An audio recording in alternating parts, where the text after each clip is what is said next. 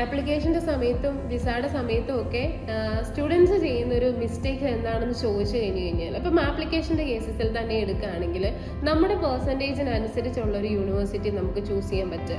നമ്മളിപ്പോൾ ഒരു പിയർ പ്രഷറിൻ്റെ പുറത്ത് നമുക്കിപ്പം ഇന്നെടുത്ത് പോകണം, എൻ്റെ ഫ്രണ്ട്സ് അവിടെ പോയിട്ടുണ്ട്, എനിക്ക് അവിടെ പോകണമെന്ന് പറഞ്ഞാൽ ഒരിക്കൽ പോലും പറ്റില്ല.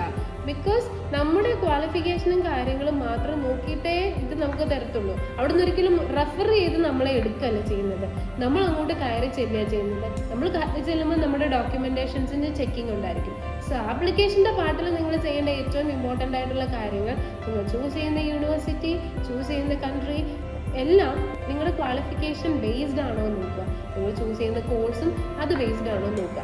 ഇനി വിസയുടെ കാര്യങ്ങൾ വന്നു കഴിഞ്ഞ് കഴിഞ്ഞാൽ നിങ്ങളുടെ ആപ്ലിക്കേഷൻ ഫുള്ളി കംപ്ലീറ്റഡ് ആണോ, ഫിനാൻസിൻ്റെ ഡീറ്റെയിൽസ് ഫുള്ള് വെച്ചിട്ടുണ്ടോ, ഫണ്ടിങ് പ്രോപ്പർ സോഴ്സസ് ഉള്ള ഫണ്ടിങ് ആണോ, ഫേക്ക് ഡോക്യുമെന്റ്സ് ആണോ, ഇങ്ങനെയുള്ള കാര്യങ്ങളെല്ലാം തന്നെ നമ്മൾ ഈ കറക്റ്റായിട്ടുള്ള പർട്ടിക്കുലർ ഏജൻസിൻ്റെ കൂട്ടത്തിൽ നിന്നുകൊണ്ട് തന്നെ ചെയ്യണം. അവർക്ക് വിട്ടുകൊടുക്കുകയല്ല ചെയ്യേണ്ടത്. കോർഡിനേഷൻ ഉണ്ടായാൽ മാത്രമേ ഇങ്ങനെ ഒരു മിസ്റ്റേക്ക് ഇല്ലാണ്ട് സ്റ്റഡി അബ്രോഡ് പ്ലാൻ പോകും. പിന്നെ നമ്മൾ എടുത്ത് ചാടിയിട്ട് ഒരു പ്രോസസ്സ് ചെയ്തിട്ട് കാര്യമില്ല. ഓഫർ കിട്ടാനൊരു ടാക്ക് ടൈം ഉണ്ട്.